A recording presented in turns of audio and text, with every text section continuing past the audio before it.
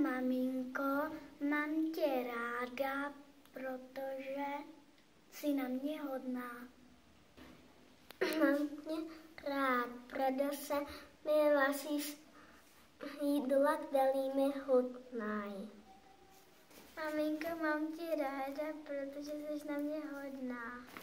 Milá maminko, mám tě rád, protože dobře vaříš. Milá maminko, mám tě rád, protože jsi hodná. Milá maminko, já tě mám ráda, protože jsi moc hodná. Milá maminko, mám tě rád, protože se o nás staráš. Milá maminko, mám tě tak tolik ráda, protože mi dáváš hezké pusinky.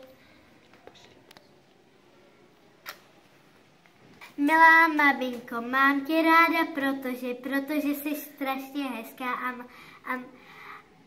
a jsi hodná. Milá maminko, mám tě ráda, protože jsi hodná. Milá maminko, mám tě rád, protože jsi na mě milá. Milá maminko, mám tě ráda, že umíš hodně dobře vařit dobře řízky. Milá maminko, mám tě ráda, protože mi vaříš oblíbený jídla. Řízečky. Milá maminko, mám tě moc rád, protože mi pomáháš.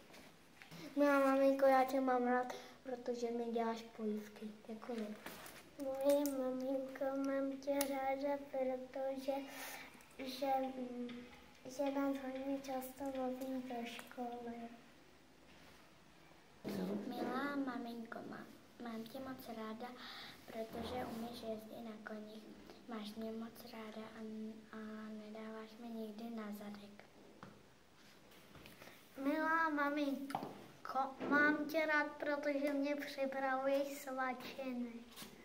Milá maminko, mám tě moc rád, protože se vždycky ke mně chováš hezky a miluješ mě a nikdy mi nedáváš na zadek. A když třeba spadnu a něco si udělám, tak mi vždycky pomůžeš mi to vyléčit, by mi nebyl úraz nějaký.